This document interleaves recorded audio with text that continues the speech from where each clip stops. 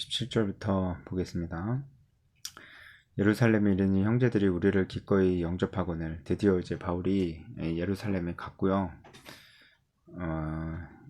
이제 형제들이 바울을 환영했습니다. 아마도 바울이 예루살렘 구제헌금을 가져왔기 때문에 반가운 것도 있었을 겁니다. 물론 이제 바울 자체를 또 이제 좋아했겠지만 예루살렘이 지금 굉장히 힘든 상황이었거든요. 그래서 그 구제 헌금도 정말 이들의 어떤 생사를 결정하는 또 중요한 부분이었을 겁니다. 여러모로 반가웠겠죠. 바울이 그 이튿날에 야고보에게로 갔습니다. 야고보가 지금 예루살렘 교회 지도자로 있었던 것 같습니다. 거기 이제 장로들도 있었고요. 지금 이제 아마도 바울이 그 오순절 때 맞춰서 아마 그 전에 온 것 같은데 이제 왔으니까 장로들도 많이 있었을 겁니다. 이때 한 70명 정도 있었다고 보시면, 예루살렘은 굉장히 이제 성도가 많았었죠. 기독교인들이 굉장히 많이 있었습니다. 장로들도 굉장히 많이 있었습니다.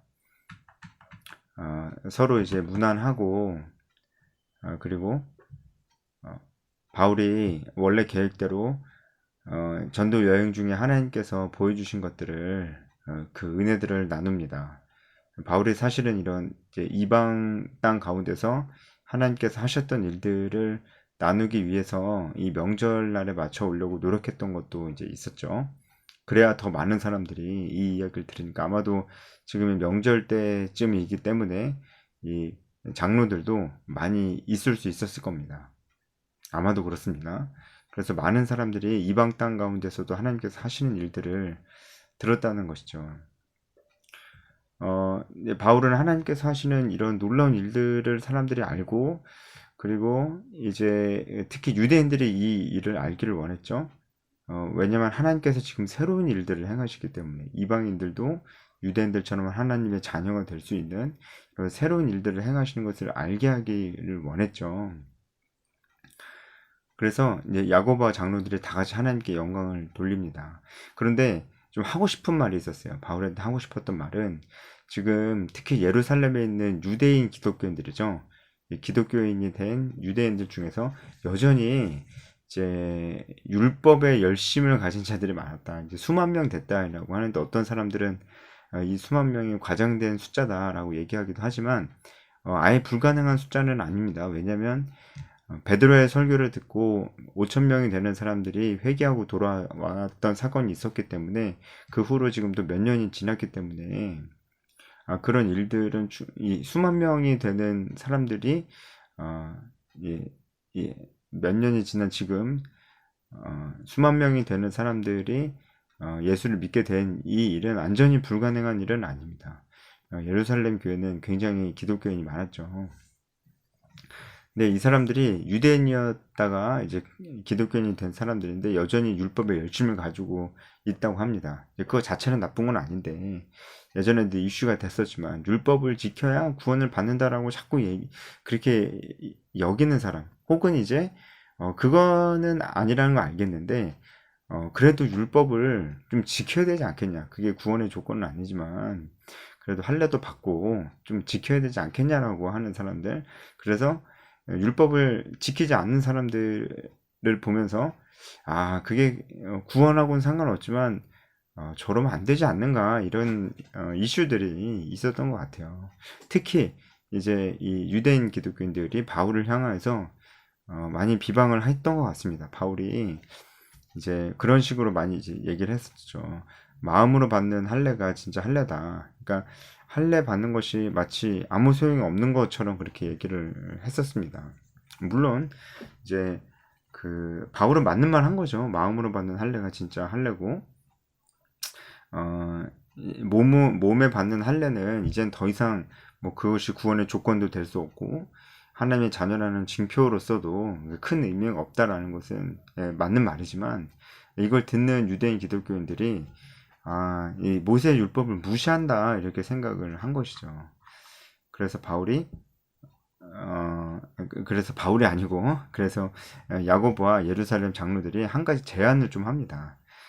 바울에게 한마디로 나시린의 그 결례를 함께 하라고 하는 거예요. 그리고 나시린의 그 정결 예식을 도와주고 너도 그 정결 예식에 참석을 해라 라고 하는 제안을 합니다. 왜냐면 그렇게 했을 때 많은 유대인들 기독교인들이 바울도 율법을 굉장히 중요하게 여기며 그 스스로가 거기에 참여하는 사람이라고 보여지기 때문에 그래요. 이제 유대인 기독교인들을 좀 배려하는 차원에서 그들이 아직은 좀 이렇게 굳이 중요하지 않은 곳에 자꾸 좀 얽매여 있으니까 그 사람들이 그거는 그렇게 생각하지 마.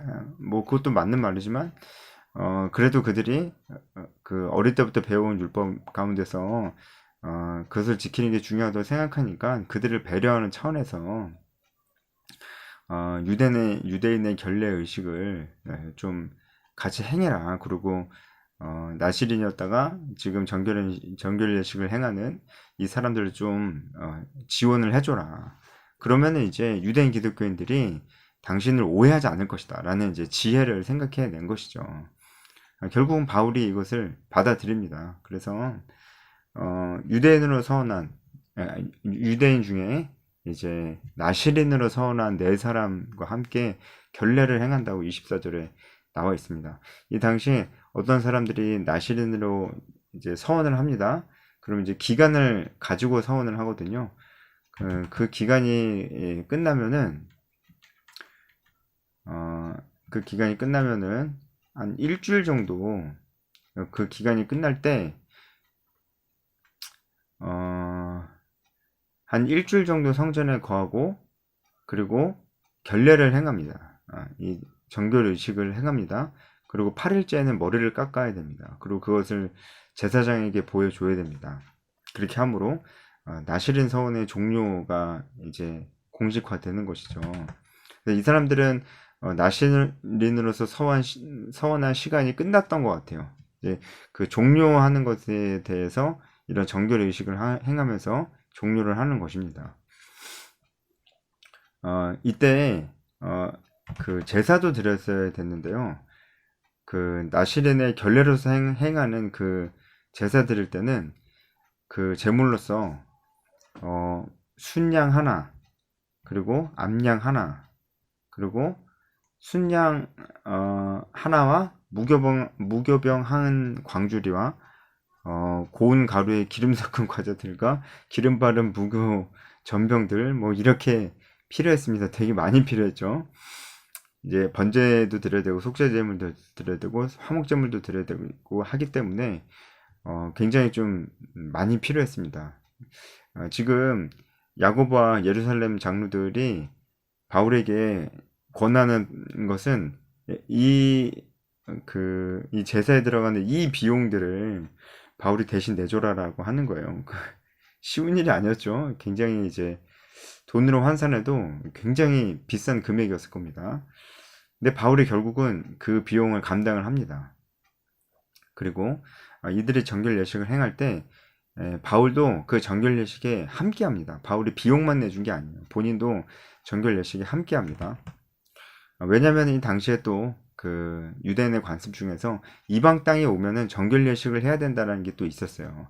그런 의미로 바울이 이방 땅에 있다가 왔으니까 정결 예식을 행하고 그리고 이 나시린으로 서원의 종료 절차를 밟고 있는 이 사람들이 제사를 드릴 때 필요한 그 모든 비용들이 굉장히 비싼데 대신 다 내줍니다. 그러면서 이제 이렇게 바울이 정결 예식을 행하고 그들의 비용을 대주는 것이 이게 뭐 이제 율법으로 다시 돌아가는 것도 아니다. 그런 것도 아니다라는 것을 또 확실하게 하기 위해서 25절에 얘기를 다시 하는 거죠. 이것은 이제 이방인들에게 권면했던 사항들입니다. 우리가 우상의 제물과 피와 목매어 죽인 것과 음행을 멀리할 것을 결의를 했다. 그렇게 살으라고 이방인들한테 권면을 했었다는 거예요. 이게 예전에 예루살렘 종교회의 때 그 결론이었었죠. 그죠? 이방인들이 이 정도는 해야 된다. 이방인들이 뭐 할례는 안 받아도 되는데 우상의 제물 피와 목매어 죽인 것, 음행 피하는 것 이 정도는 해야 된다. 그것이 구원의 조건은 아니지만 이제 구원받은 자들이 이 정도는 살아야 된다라는 어떤 행동의 어떤 기준을 제시를 했었죠. 그렇게 이방인들에게 제시했던 것과 지금 바울이 유대인의 결례의식을 행하는 것과 전혀 그게 틀린 말이 아니다. 이해가 이해가 되시나요? 지금 그때 예루살렘 종교회의 때 이렇게 결론 난 것에 어긋나는 것이 아니다. 바울이 지금 정결 예식을 드린 것이 어긋나는 것이 아니다. 왜냐면은 뭐 구원의 조건으로서 정결 예식을 드리는 건 아니기 때문에 그러니까 같이 정결 예식을 드리면서 유대인 기독교인들이 더 이상 당신을 율법을 폐하는 자라고 그렇게 오해하지 않도록 좀 그렇게 좀 합시다. 그래서 바울도 그렇게 행했던 것이죠. 그래서 우리가 이 말씀을 보면서 좀 묵상할 수 있는 것은 누군가 그렇게 얘기한 아주 유명한 사람이 이렇게 얘기한 적이 있는데 비본질엔 자유를 본질적인 것은 일치를 이렇게 얘기한 적이 있었습니다. 우리도 중요한 것은 양보하면 안 되겠지만 중요하지 않은 것에 대해서는 좀 서로 마음을 좀 열고 좀 서로를 좀 배려하고 좀 그렇게 할 필요가 있는 것이죠. 교회 안에서도 이제 그런 것들이 있을 수 있고 교회끼리도 그런 것이 있을 수 있고 믿는 자들 단체 안에서도 그런 것들이 좀 있을 수 있습니다. 바울이 그 굉장히 어떤 부분에서는 그 기준이 분명하고 꺾지 않는 사람이었지만 또 유대인 기독교인들을 사랑했기 때문에 그들도 그리스도 안에서 한 형제였기 때문에 그들이 잘못 생각하고 있는 것임에도 불구하고 율법을 뭐 그렇게 이제는 굳이 꼭 지킬 필요가 없는 것임에도 불구하고 유대인들에게는 그것이 굉장히 어려운 일이었기 때문에 바울이 그들을 배려하면서 이렇게 합니다. 우리도 신앙생활할 때 다른 사람을 배려하는 것이 정말로 중요하다는 건 생각을 좀 해볼 수 있습니다. 오늘 말씀을 통해서. 그래서 뭐 한 가지 예를 들면은 우리가 뭐 찬양하거나 기도할 때 뭐 앞에 인도자가 이런 멘트를 한 경우가 많잖아요. 옆에 사람 의식하지 마시고 찬양하세요. 옆에 사람 의식하지 마시고 기도하세요. 그 말이 반은 맞고 반은 틀립니다. 이제 맞는 말이죠, 일단은. 옆에 사람을 의식하면서 기도하고 찬양하는 필요가 없죠. 왜냐면은 우리 하나님 앞에서 하는 것이고 하나님과 우리가 인격적으로 교제하는 것이기 때문에 옆에 사람을 막 의식하고 옆에 사람 들으라고 하고 그렇게 할 필요는 없는 것입니다. 하지만 옆에 사람을 완전히 의식하지 않아도 되느냐 그거는 아닙니다. 어쨌든 우리가 같이 예배 드릴 때는 옆에 사람 배려해야 돼요. 자기 혼자 막 너무 몰두하면서 뭐 좀 옆에 사람 기도를 방해하는 그런 사람들도 있어요. 너무 뭐 뭔가 좀 튀는 행동을 하거나 이렇게 하면서 좀 같이 이제 하지 못하고 옆에 사람을 방해하는 경우가 있습니다. 자기 자신은 뭔가 몰두해 있지만 사실은 옆에 사람에게 방해가 되는 그런 것들이 좀 있습니다. 그러면 안 되겠죠. 예. 그래서 우리가 뭐 기도할 때나 찬양할 때나 하나님 앞에서 하는 것이지만 옆에 사람을 배려하는 것이 동시에 있어야 됩니다. 이제 바울의 모습도 그런 모습이겠죠. 하나님 앞에서 서 있지만 유대인 기독교인들 아직 이제 잘 알지 못하는 유대인 기독교인들을 배려하는 차원에서 또 이렇게 행하는 것도 있었습니다.